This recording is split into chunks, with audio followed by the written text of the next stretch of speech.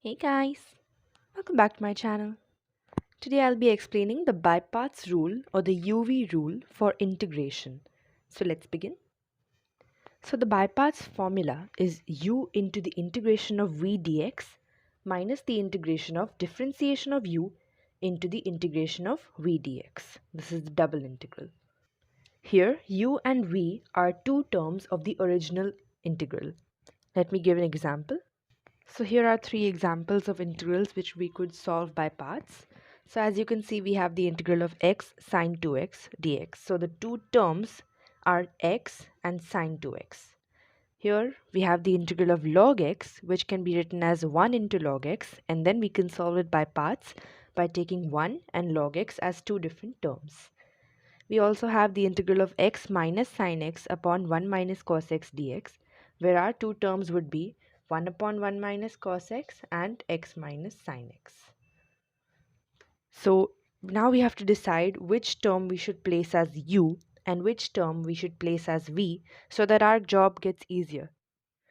That is decided on the basis of which term is easier to integrate and which term is easier to differentiate. For that, we have the rule called the Layet rule. So the Layet rule is the Layet word stands for, we have the expansion, L stands for log, I stands for inverse trigonometric, A stands for algebraic, T stands for trigonometric, and E stands for exponential. These are the various kinds of terms we could have in our integral, and the Layet rule gives the preference for the U term. So once we decide the U term, the V term automatically gets decided out of the two terms in the integral. So the Layet rule is like an order of preference for the u term. Let's look at some examples of how we can place the terms. So in the integral of x sine 2x, we have the two terms as x raised to 1 and sine 2x. So x raised to 1 is an algebraic term and sine 2x is a trigonometric term. Now in the Layet rule, a comes before t, which means that the a term, the algebraic term, will be kept as the u term in the bypass formula. So we would place u as x and v as sine 2x. We could also place it the other way around, but this will make our work easier to integrate and to differentiate, because as we know that the differentiation of x with respect to itself would be 1. So that will just make our work more easier. Then we would just have to integrate sine 2x twice, which is quite simple. Now let's see in the second example, we have the integral of log x.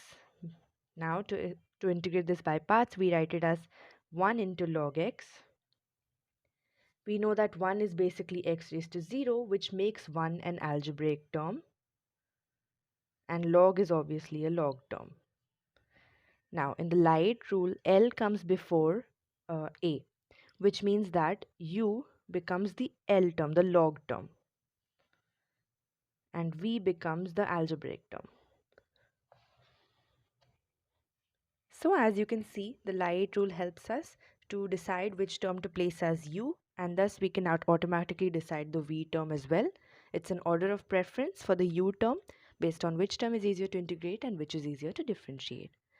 Now, let's look at the third example. This is an example where Layet rule will not help us because we have two terms which have both algebraic and trigonometric terms. So let's look at it now. So the two terms are 1 upon 1 minus cos x and x minus sin x, and we're going to manipulate these terms in a way that we can write these two terms as simple trigonometric and algebraic terms so that we can use the Layet rule. We know that 1 minus cos x can be written as 2 sine square x by 2 by manipulating the double angle formula of cos, and we know that this can be written as x minus 2 sine x by 2 cos x by 2 using the double angle formula of sine.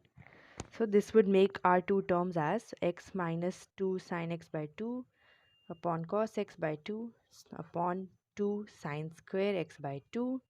So this becomes 1 by 2 x cos square x by 2, cos x square x by 2, minus we would have 2 sine cos, just ignore the angle for 1 minute, into 2 sine square. So one of the sine will get cancelled and this will get cancelled, 2 and 2 will get cancelled, and we'll be left with cot.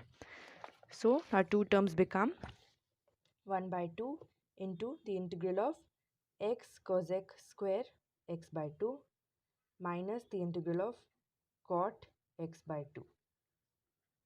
Now this we will integrate by parts using the Lie-8 rule, and this we have a formula for the integral of cot, so that is what we will use directly.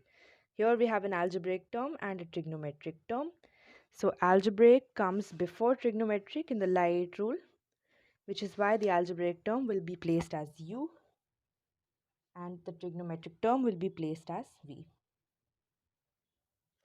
And this will be integrated by parts. The whole thing will be multiplied by 1 by 2, and this will be integrated by direct formula.